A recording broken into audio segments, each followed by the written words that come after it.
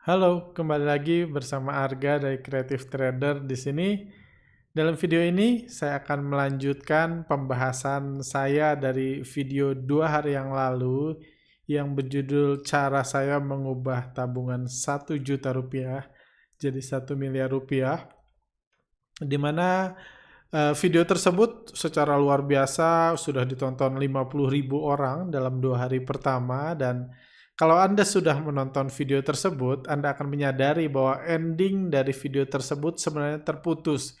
Bagian dari kesimpulan bagaimana saya menggabungkan hal-hal, prinsip-prinsip yang diajarkan dalam video tersebut itu terputus. Dan jadinya banyak yang bingung nih, dari udah oke diajarin teorinya, terus aplikasinya gimana? Bagaimana teori-teori tersebut bisa, kalau tabungan saya 1 juta sekarang, gimana supaya saya juga bisa punya tabungan 1 miliar beberapa tahun ke depan? Seperti itu. Jadi dalam video ini saya akan memberi kesimpulan dari video tersebut. Juga karena terlanjur buat video lanjutan, saya akan tambahkan tentang step selanjutnya yang juga banyak ditanyakan tentang prinsip financial freedom gitu. Jadi kita balik jadi pakai nama financial freedom, yaitu perjalanan dari hidup pas-pasan menuju financial freedom. Itu saya tambahkan sebagai bonus dalam video ini. Oke, langsung aja. Ini video yang saya rilis 2 hari yang lalu. Kalau Anda belum nonton video ini, saya sangat menyarankan untuk Anda stop nonton video yang ini dan balik menonton video yang cara mengubah tabungan 1 juta jadi 1 miliar, baru masuk video ini. Seperti itu. Dalam video itu, saya menjelaskan tentang prinsip hidup berkelimpahan. Saya sangat menekankan prinsip hidup kelimpahan. Prinsip hidup berkelimpahan inilah yang saya pegang beberapa tahun yang saya ketahui sekitar 10 tahun yang lalu, yang saya pegang, yang saya hidupi, yang saya jalani. Dan puji Tuhan, prinsip ini berbuah baik buat saya, memberikan banyak perubahan kehidupan baik secara pribadi maupun secara finansial, kayak gitu. Prinsip pertama dari hidup kelimpahan adalah saya harus memiliki tujuan untuk kelimpahan yang saya miliki. Jadi, kalau Anda belum punya tujuan untuk kelimpahan yang Anda miliki, itu biasanya either Anda nggak punya kelimpahan, atau kelimpahan Anda akan segera hilang, jadi pas-pasan lagi. Itu yang saya jelaskan dalam video sebelumnya. Tadinya udah pas-pasan, naik penghasilan kelimpahan, pas-pasan lagi. Oke, terus seperti itu. Terus di sini juga banyak yang menanyakan, oke, saya pengen financial freedom. Saya nggak suka sama kerjaan saya pengen punya financial freedom. Terus gimana nih dari prinsip hidup yang berkelimpahan menuju financial freedom? Itu yang saya jelaskan. Jadi bagaimana merubah dari anak ini yang hidup berkelimpahan, hidup lebih dari cukup, menjadi financial freedom. Oke, jadi jawaban saya sih sederhana. Nanti saya jabarkan lebih, karena ini juga akan dirilis sehari sebelum 17 Agustus, jadi kita balik namanya jadi Merdeka Finansial. Merdeka Finansial adalah perjuangan, sama kayak kemerdekaan Indonesia adalah perjuangan. Merdeka Finansial adalah perjuangan dan hasil dari konsistensi hidup yang berkelimpahan. Itu sebabnya saya mengatakan, hiduplah berkelimpahan. Atur keuangan Anda supaya Anda bisa hidup berkelimpahan, dan saya ajarkan planning setelah Anda punya kelimpahan. Jadi ini hanyalah hasil Merdeka Finansial itu hanyalah hasil dari perjuangan dan hasil konsistensi hidup yang berkelimpahan. Menurut saya, financial freedom itu tidak perlu dikejar, apalagi diharapkan datang secara tiba-tiba. Banyak orang karena bingung gimana, saya pengen financial freedom, saya pengen punya duit banyak banget, tapi saya nggak tahu caranya. Jadi ujungnya nekat melakukan hal-hal gila karena dia berharap datang secara tiba-tiba. Padahal ini sebenarnya perjuangan. Saya percaya financial freedom itu akan datang sendiri jika kita sudah memiliki tujuan dan planning terhadap kelimpahan kita dan hasil investasi kita sudah berbuah. Seperti itu. Jadi, apa itu financial freedom? Financial freedom itu adalah Penjabarannya kan gimana, kita udah punya cukup uang, digambarkan, dan kita nggak butuh ngapa-ngapain. Misalnya ini financial freedom-nya segini, ini tabungan dan aset kita jumlahnya segini, kebutuhan kita per tahun segini. Jadi kalau kita mau rebahan juga, kalau kebutuhan kita segini, tabungannya segini, lumayan nih beberapa tahun. Beberapa tahun, 10-20 tahun mungkin cukup lah, 10-15 tahun ya. Berharap aja Tuhan manggil kita sebelum habis. Itu adalah gambaran financial freedom. Ada tabungan aset kita cukup besar, dengan sangat besar, sehingga kalaupun kita nggak punya penghasilan lain, kita nggak usah nyari duit, uang kita, tabungan kita bisa cukup sebelum kita dipanggil sama Tuhan, di recall, jemput gitu, kita bawa pulang gitu. Itu makanya saya nggak suka prinsip financial freedom, karena seakan-akan kita nggak mau ngapa-ngapain. Dan riset menunjukkan orang yang nggak ngapa-ngapain memang cepat dipanggil Tuhan. Kayak gitu, orang yang nggak mau kerja, nggak ngapa-ngapain, biasanya sakit-sakitan, cepat dipanggil Tuhan. Kayak gitu. Atau financial freedom versi lain adalah punya dividen per tahun. Misalnya ini penghasilan dividen itu, kalau bahasa keren finansialnya namanya passive income. Artinya uang masuk terus ke tabungan kita meskipun kita rebahan, nggak ngapa-ngapain. Jadi konsepnya nggak ngapa-ngapain, makanya saya nggak suka. Cuma ya inilah prinsip financial freedom, dan saya akan ajarkan gimana merubah hidup yang berkelimpahan menjadi financial freedom. Ini dividen per tahun segini, kebutuhan per tahun segini. Jadi kita bisa hidup terus nih. Dalam video sebelumnya saya jelaskan bagaimana berinvestasi supaya kita punya dividen per tahun. Punya aset, tabungan atau aset yang besar, kayak gitu. Dan menurut saya, langkah pertama dari hidup berkelimpahan adalah, atau more than enough adalah, langkah pertama dari untuk menuju financial freedom adalah hidup yang berkelimpahan. Sesimpel itu. Kita hidup berkelimpahan. Jadi kalau Anda mungkin belum bisa, kalau Anda lihat tabungan Anda, belum cukup nih rebahan. Kalau saya rebahan 2 tahun, kalau nggak cepat-cepat dipanggil Tuhan, saya udah kekurangan, hilang financial freedom saya. Karena tabungan saya misalnya cuma 100 juta gitu. Nanti saya 2 tahun, kalau belum mati gawat gitu kan. Jadi tentunya kurang pas jadi banyak yang belum punya cukup tabungan, atau banyak belum punya cukup dividen. Terus tapi kalau mimpi Anda punya financial freedom, apa yang harus Anda lakukan adalah pertama adalah mulai hidup berkelimpahan. Dalam video sebelumnya, saya jelaskan bagaimana merubah hidup pas-pasan jadi kelimpahan. Caranya simpel, yaitu peningkatan penghasilan atau penurunan pengeluaran. Cuma itu kok caranya. Matematik sederhana. Di situ digambarkan kalau penghasilan kita segini, pengeluaran kita segini, itu pas-pasan. Hidup pas-pasan. Kalau mau kelimpahan, kita harus punya tambahan penghasilan.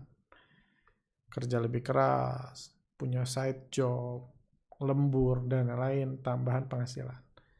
Ini satu cara hidup berkelimpahan. Ada juga bilang, tapi susah nih, saya nggak kepikiran gimana punya penghasilan lebih. Kalau Anda nggak bisa punya penghasilan lebih atau belum bisa, hal pertama yang harus Anda lakukan untuk hidup kelimpahan, Anda audit lifestyle Anda yang nggak perlu dikurangin. Anda audit kebutuhan dasar Anda atau diefisiensikan supaya Anda bisa berhemat dari kebutuhan dasar, supaya Anda bisa punya kelimpahan, selisih antara penghasilan dan pengeluaran. Gitu aja, sesimpel itu kok. Dari kelimpahan ini adalah langkah pertama Anda menuju financial freedom. Ini yang akan merubah tabungan Anda dari 1 juta jadi 1 miliar. Itu pertama adalah mulai putuskan hidup berkelimpahan. Jadi financial planning-nya adalah dari kelimpahan itu. Kita cuma bisa berencana menggunakan uang kalau kita punya uangnya kan. Kalau nggak punya uangnya, apa yang mau direncanakan? Jadi Anda pertama either harus tambah, kalau Anda pas-pasan sekarang, tambahan penghasilan, atau kurangi pengeluaran. Matematik sederhana, baru kita punya financial planning. Kita harus punya tujuan juga. Kalau mau melakukan ini, kita harus punya tujuan mau kita apain. Dan video itu menjelaskan tujuannya. Saya menjelaskan prioritas dari kelimpahan versi saya. Ini yang saya pelajari, ini yang saya dapatkan 10, 11, 12 tahun lalu, saya lupa. Yang itu berhasil merubah kondisi finansial saya. Pertama, prioritas dalam kelimpahan yang saya dapatkan, yang saya pegang adalah pajak. Ya, pajak harus, karena itu hak pemerintah. Selama saya tinggal di Indonesia, saya harus nurut ke peraturan di Indonesia, jadi pajak.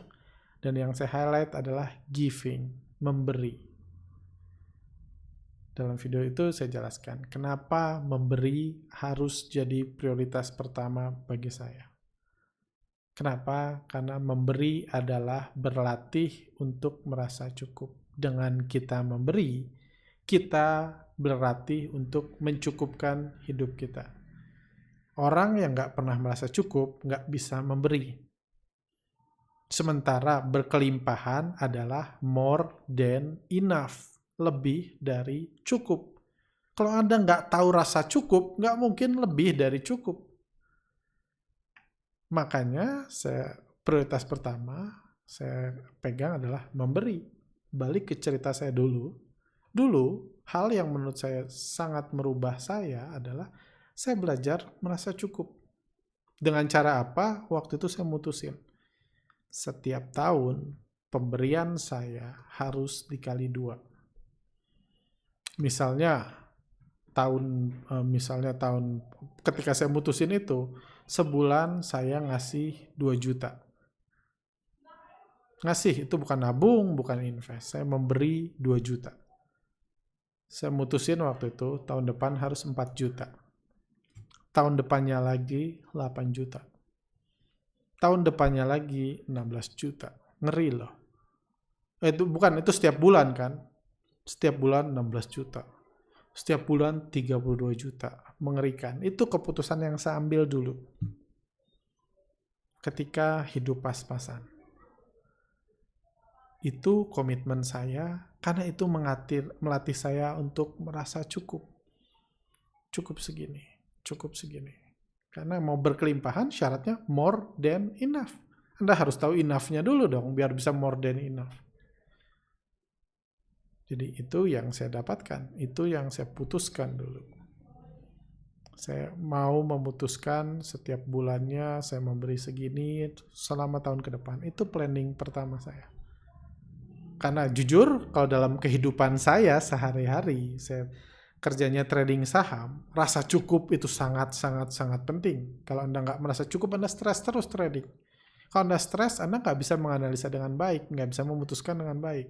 Selalu nyesal, jual kecepatan, jual telat, dan lain-lain. Seperti itu. Jadi syarat pertama adalah more than enough. Jadi itu prioritas pertama adalah tax and giving. Dan giving itu saya pilih karena untuk bisa more than enough, Anda harus mengerti merasa cukup. Prioritas kedua yang saya bilang adalah menabung, bukan investasi. Menabung, karena tabungan adalah syarat dari financial freedom. Kan tadi dibahas kan. Tabungan itu, Anda harus punya tabungan banyak supaya Anda bisa rebahan seumur hidup. Jadi tabungan harus diprioritaskan. Tabungan ini simply menyimpan untuk kondisi-kondisi yang tidak terprediksi. Atau kondisi yang Anda nggak mau ngapa-ngapain lagi. Anda tiba-tiba sakit dan lain-lain. Supaya tabungan ini adalah pagar supaya semuanya, Anda tetap, kalau ini Anda nggak harus mencairkan investasi Anda. Tabungan boleh dibatasin. Ada prinsip bilang tabungan cuma butuh 6 bulan kebutuhan sehari-hari. Jadi kalau kita nggak punya penghasilan 6 bulan, kita tetap hidup, good. Ada yang bilang 1 tahun, ada yang bilang 3 bulan, boleh tabungan dibatasi. Tapi itu harus jadi prioritas pertama. Kedua, maksudnya setelah memberi, misalnya kelimpahan Anda 2 juta sebulan, 500 ribunya memberi, 500 ribunya tabungan. karena tabungan adalah syarat dari financial freedom. Selanjutnya adalah baru investasi. Kayak gitu, investasi. Definisi dari investasi simpel. Menggunakan uang dari kelimpahan saat ini untuk kelimpahan di masa depan. Saya punya uang lebih 1 juta bulan ini. Gimana saya udah memberi menabung masih punya 1 juta. 1 juta ini harus saya apain? Harus saya apain ke depan supaya saya punya kelimpahan kalau bisa lebih besar di bulan-bulan yang akan datang, di tahun-tahun yang akan datang. Itu adalah definisi investasi, menggunakan uang kelimpahan saat ini untuk mendapatkan kelimpahan di masa depan. Itulah tujuan investasi, meningkatkan penghasilan, mendapatkan dividen, atau peningkatan future value. Itu investasi. Bolak-balik di situ. Kan kalau mau financial freedom harus punya ini kan. Tadi udah dibahas. Harus punya passive income alias dividen. Atau harus punya penghasilan besar yang ditabung, jadi kita bisa rebahan seumur hidup. Atau punya aset yang di masa yang akan datang nilainya sangat besar, jadi aset itu bisa kita jual dikit-dikit untuk menghidupi kita, walaupun kita udah nggak cari duit lagi. Itulah tujuan investasi. Jadi setelah Anda memberi, Anda berarti merasa cukup, menabung untuk keamanan Anda, baru sisanya Anda investasikan. Supaya Anda punya kelimpahan yang lebih besar di masa yang akan datang. Bolak-balik ke situ aja kok. Investasi yang saya jelaskan di video itu adalah, prioritas pertama adalah untuk diri sendiri. Kedua adalah untuk bisnis sendiri, kalau Anda punya bisnis. Peningkatan. Kenapa? Prioritas ini fokusnya adalah peningkatan pendapatan. Supaya pendapatan Anda meningkat per bulannya. Anda bisa merasa cukup, Anda punya pendapatan yang meningkat, lama-lama kelimpahan Anda tambah besar. Kelimpahan Anda disalurkan lagi, buat memberi iya, buat menabung iya, buat investasi lagi iya. Jadi itu fokusnya. Investasi prioritas pertama untuk diri sendiri. Kalau udah cukup, saya nggak tahu nih mau les apa, mau sekolah apa, mau belajar apa. Saya rasa nggak ada yang strategis yang perlu saya lakukan saat ini. Bisa untuk bisnis sendiri. Saya nggak punya bisnis. Oke, Anda bisa cari partner untuk bisnis. Di masa pandemik ini banyak orang butuh likuiditas, butuh cash. Mungkin bisnisnya bagus, tapi dia nggak punya cash, modalnya itu Anda mungkin bisa bantu. Silahkan. Anda cari penghasilan untuk mendapatkan dividen. Anda mendapatkan dividen, jadi Anda dapat bulanan. Penghasilan bulanan, tahunan, itu prioritas ketiga. Lalu untuk bisnis orang lain. Saham salah satu contoh investasi untuk bisnis orang lain. Anda nggak punya kendali sama yang punya bisnis. Mau dia bagi dividen atau enggak punya kendali. Anda nggak punya kendali, bandarnya mau naikin harga sahamnya atau nurunin harga sahamnya, Anda nggak punya kendali. Itu prioritas keempat. Ini bukan berarti jangan trading saham ya. Cuma kalau uang Anda pas-pasan dan Anda merasa diri sendiri aja masih banyak yang bisa dipelajari, gunakan kelimpahan Anda buat diri sendiri dulu supaya pendapatan Anda nambah. Karena kalau pendapatan Anda nambah, Anda bisa mengembangkan yang lain. Bisa buat bisnis kalau punya waktu.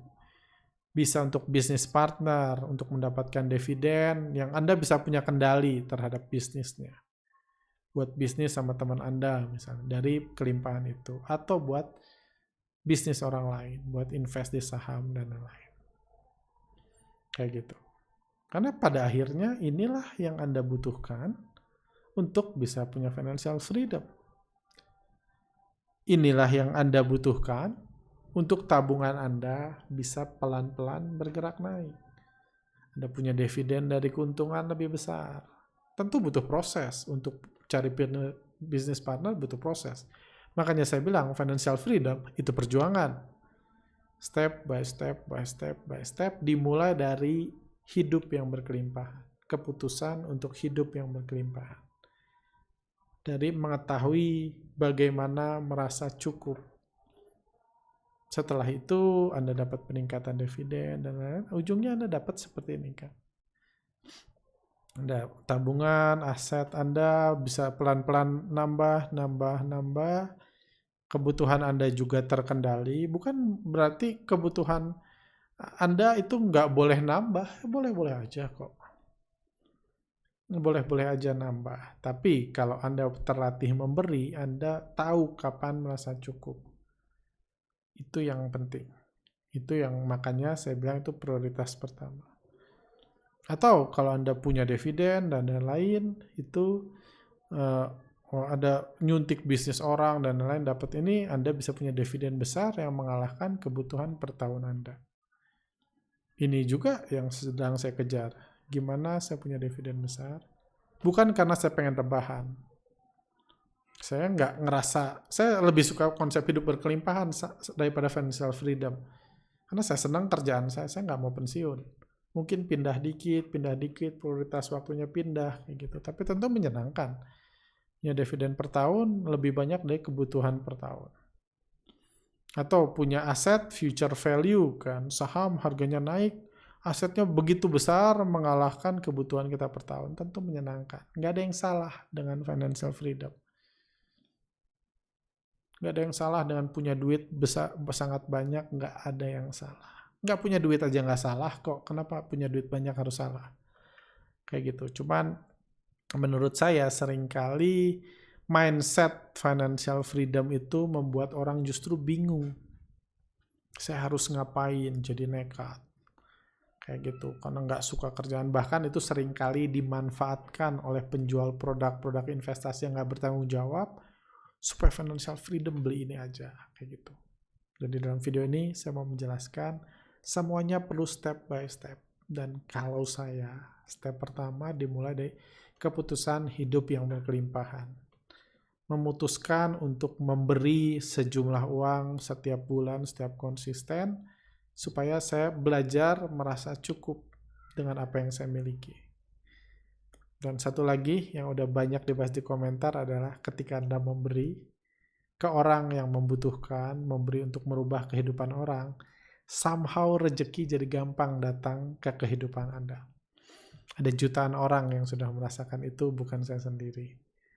Dan saya rasa itu sangat menyenangkan lah. Jadi semua jadi lebih mudah dapat ini, karena ya seperti saya bilang kan, yang di video sebelumnya, saya nggak pernah ngeliat orang yang banyak memberi hidupnya susah. Seperti itu.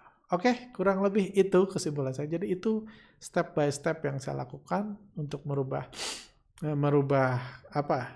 hidup pas-pasan jadi hidup yang berkelimpahan, tabungan 1 juta jadi 1 M, dan ini juga yang terus saya lakukan sampai detik ini, melihat bisnis, coba cari peluang bisnis, atau bekerja setiap hari itu untuk punya kelimpahan lebih lagi, untuk saya investasikan sesuai prioritas saya masing-masing, sesuai prioritas step by step, dan nanti mudah-mudahan ada waktunya di mana saya punya cukup uang untuk nggak harus ngapa-ngapain, tapi tentunya saya nggak mau nggak ngapa-ngapain. Saya akan terus kerja, terus enjoy the process, karena tujuannya bagi saya adalah hidup berkelimpahan.